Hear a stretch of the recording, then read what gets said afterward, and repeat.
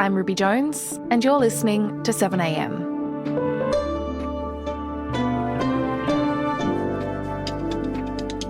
More than 5 years on from COVID, a new report has found the world is even more vulnerable to new pandemics than it was before. The report, by a body linked to the World Health Organization, has been released as the world grapples with Ebola and hantavirus outbreaks, as well as one of Australia's worst diphtheria outbreaks on record. The report found that despite advances in vaccines and diagnostics, climate change, armed conflict and misinformation are undermining global preparedness. Today, Professor Sharon Lewin from the Doherty Institute on the risk of a large-scale disease outbreak and what we should be doing to prepare for it. It's Tuesday, June 2.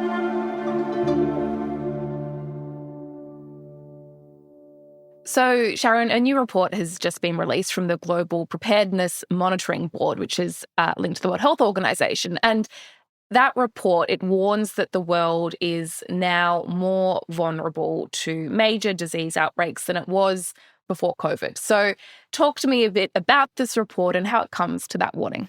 Yeah, the report was a bit alarming, actually, to read it. And they made a few points. They made the point that there has been more outbreaks. They have been more severe and with greater economic impact since COVID. But probably the real one that really worries me is that there's less equity about access to tools to end those outbreaks, such as diagnostics, therapeutics and vaccines. We have learned a lot, of course, from COVID. I think we are there's been a lot of scientific advances, but there's been a lot of changes in the world with regard to mistrust in government, misinformation, AI. It's increasingly hard, I think, for people to really understand facts, and that's making it all very difficult.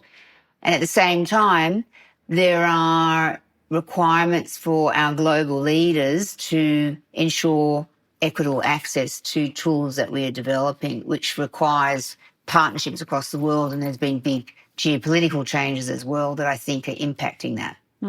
Okay, well, I want to come back to some of those ideas that you've raised, but the report has landed as we've seen several very different outbreaks worldwide. The World Health Organization has declared an Ebola outbreak in the Democratic Republic of the Congo. Well, health officials investigating the deadly outbreak of hantavirus on a luxury cruise ship quarantined off the coast of Africa. One of the worst outbreaks of diphtheria in Australian history. More than 130 cases have been confirmed in the NT, including one suspected death. These obviously aren't comparative threats, but do they belong in the same conversation? I think they do.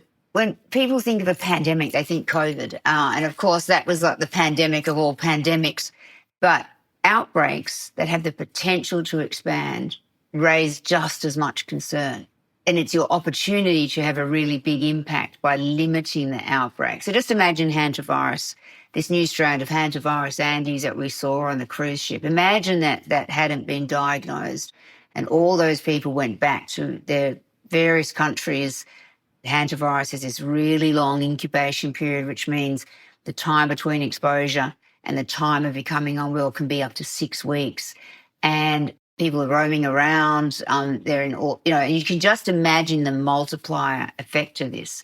So any outbreak that has the potential for broader pandemic spread is something that the world needs to care about. And that is relevant for hantavirus, for Ebola, and also diphtheria, because, diphtheria is preventable through vaccination.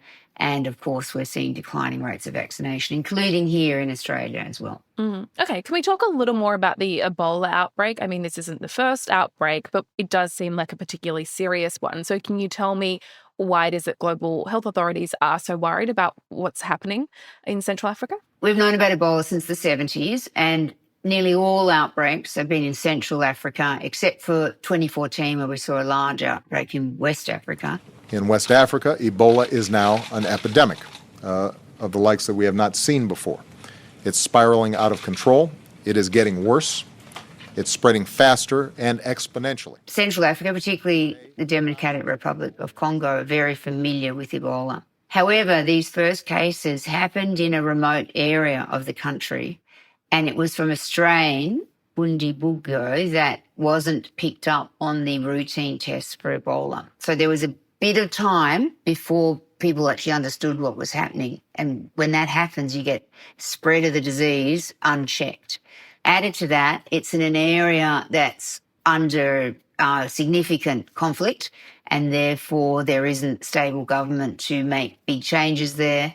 It's spreading to other areas in other countries.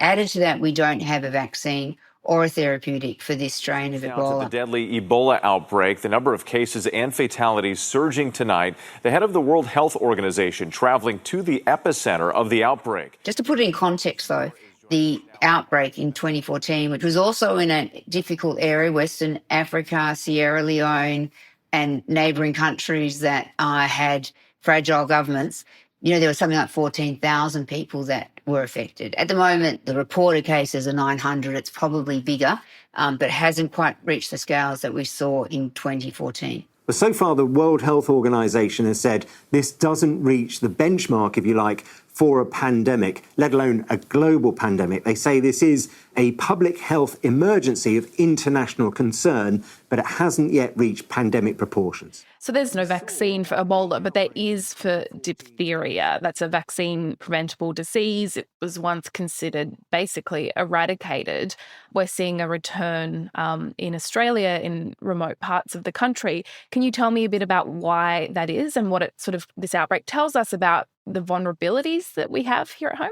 Yeah, I think this is a good example as well of the intersection between science and socioeconomic factors that drive transmission of infectious diseases.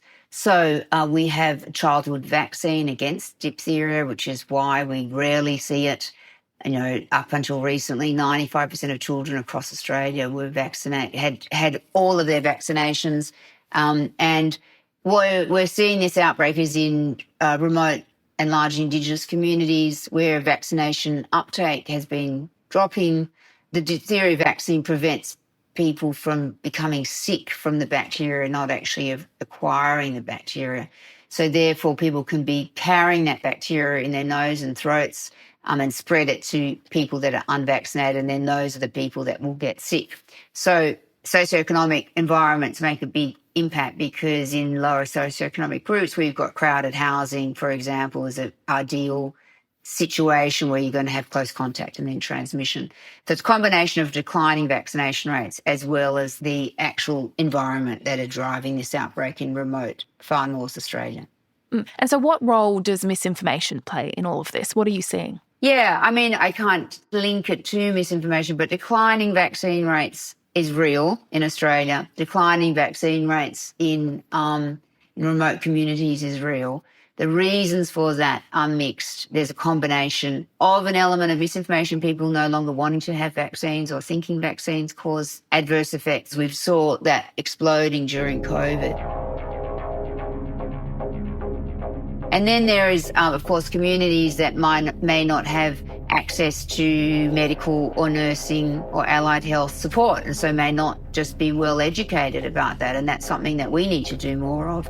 And the interviews that I've heard with Indigenous leaders since the diphtheria outbreak are that their leadership are very impressive, wanting to make a difference and just wanting to make sure that we make these messages really simple so people understand what this means.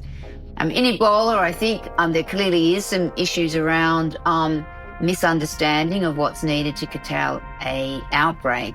And we're seeing that with the anger from communities against the hospitals, limiting what they can do with burials. I doubt it's misinformation. This is an issue of you've got to bring the community along with you. And how you might do that in DRC, it's probably different to how we might do that in inner Melbourne or remote Australia. But clearly there is a misunderstanding from the community about what's required. Coming up, is Australia prepared for the next pandemic?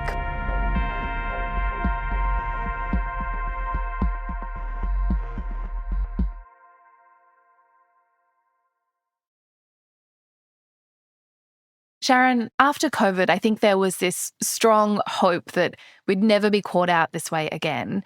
A a pandemic won't be able to catch us unawares after we've all lived through the COVID years. So why do you think it is that we are now in this, it seems, pretty vulnerable situation to the next outbreak? So infectious diseases are always going to come and go. Very few of them reach COVID levels, but it is always a possibility. And we're seeing these new outbreaks, whether it's Ebola, hantavirus, avian flu, continuing to occur. The second thing is that the science has really progressed. And so there's no doubt that many countries around the world, including Australia, have made a commitment to invest in the science to make sure that we have better detection methods, better data systems. It's largely what the new Australian CDC is working on. But in the end, the science only matters when you can implement it. And at the same time, since COVID, we've seen these other changes and we always do worry about outbreaks in settings with fragile governments that don't either have the funding, don't have the trust, or there's, elements of conflict and war. And that's a big driver here, as well as COVID having a lasting effect on people's trust in science and where they get their science, and a big change in the environment around misinformation, social media, AI, etc. We have closed the USAID group to eliminate waste, fraud, and abuse, which was tremendous waste, fraud, and abuse.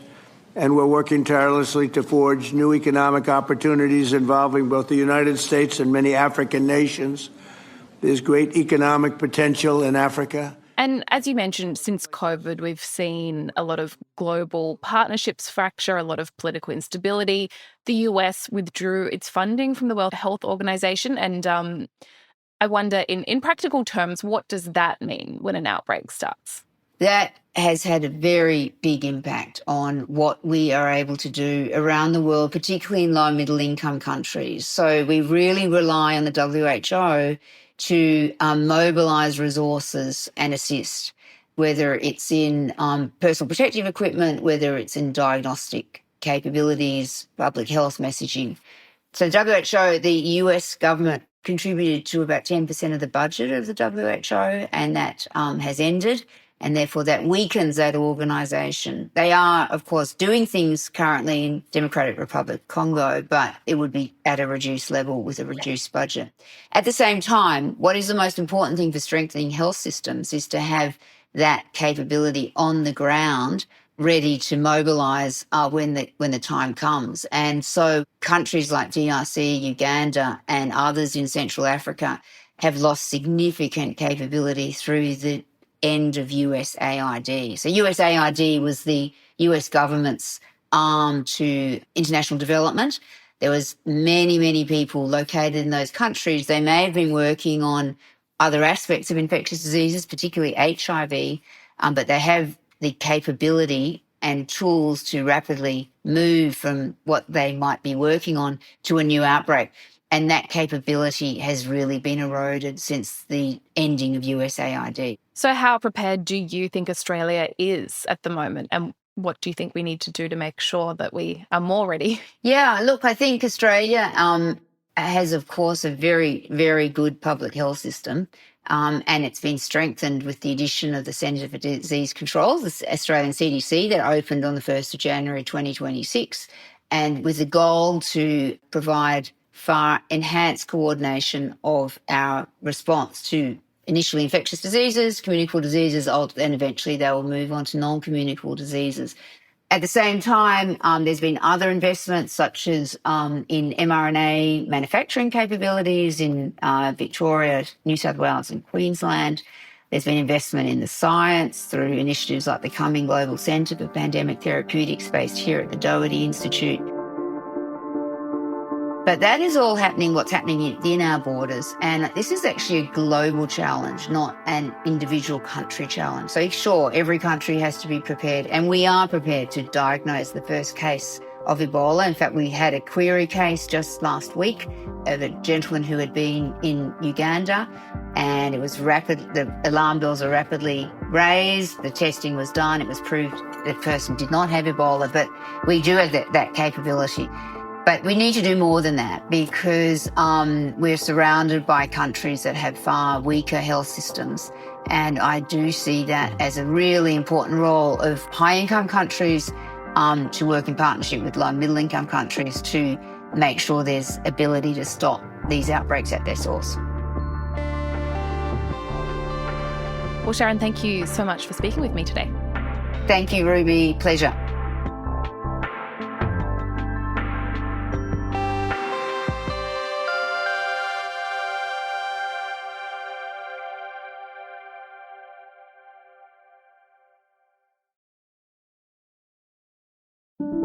Also in the news, Pauline Hanson has claimed that she has the ability to lead Australia as Prime Minister following a poll that puts One Nation as the most popular political party in the country. The poll, conducted by the Redbridge Group and Accent Research and published yesterday in the Australian Financial Review, puts Labor's primary vote at 28% and support for One Nation at 31%. However, Labor still leads One Nation 51% to 49% on a two-party preferred basis.